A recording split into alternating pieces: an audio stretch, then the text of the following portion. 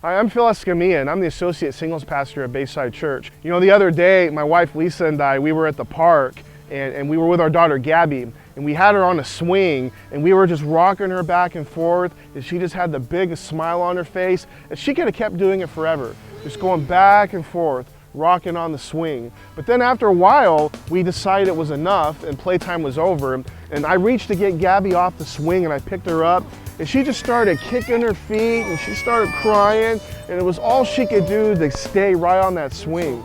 You know, and I thought about it later, and I realized that as much as Gabby was enjoying going back and forth on that swing, as good of a time as she thought that was, and she thought she could just keep doing it forever, the reality was she wasn't going anywhere. She was just going back and forth and back and forth, and if I hadn't taken her off that swing, she would have been content just to stay there, happy as can be.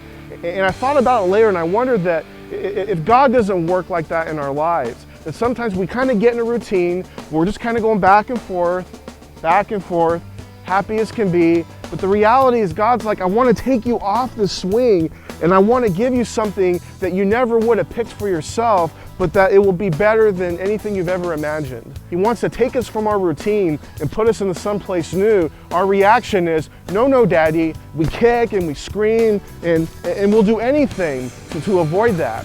If we let God pick us up, and maybe we're kicking and screaming at first, but if we just trust that God is going to place us into something that's going to be better for us, I think it would give us a little bit of courage. Sometimes God wants to do that, even when it's something scary, even when it's something new. It reminds me of a small group experience I had many years ago.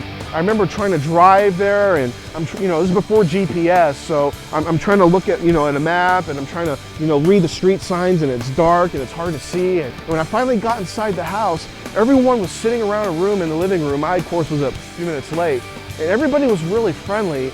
But the minute I sat down, all I could think about is, how am I gonna get out of here? I mean, everybody is really nice and friendly, but all I could think about is, I can't do this. I just panicked. So I had this fantasy of just saying, excuse me, can I use the bathroom?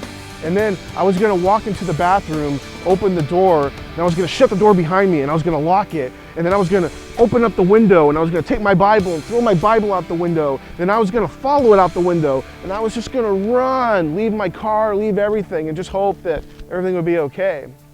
The reality is, I didn't do that. I mean, I got through that study just fine, but I didn't go to another small group for a really long time. Now, did that have anything to do with what anybody else was saying? No, it just had to do with me being comfortable in this new experience. Now, part of that was simply just me kicking and screaming, kicking my feet, just like my daughter did, saying, no, Daddy, I don't want to try something new. Part of that, it's the environment. And at Bayside Singles, we've actually given this environment thing a lot of thought. So starting next week, next Thursday, September 23rd at 7 p.m., we are going to begin doing small groups at the church. So what you'll do, you won't have to drive trying to find someone's house and enter the gate code and step from the guard dog who's going to be biting it. It won't be anything like that. You're going to go to church just like you always do, but you're going to walk into a room with friendly faces. You're going to be sitting at round tables with other small groups, so you're not the only one. There'll be food, there'll be music, worship by Dave Schaefer, and he's the best, by the way.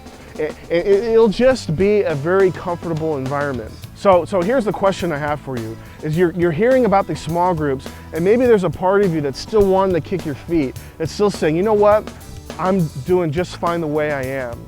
Well, my prayer for you would be that you would take a step, let God pull you out of your routine and put you in an environment that it might feel a little scary at first, but that we're prayerful that this will be one of the best experiences you've had in a long time.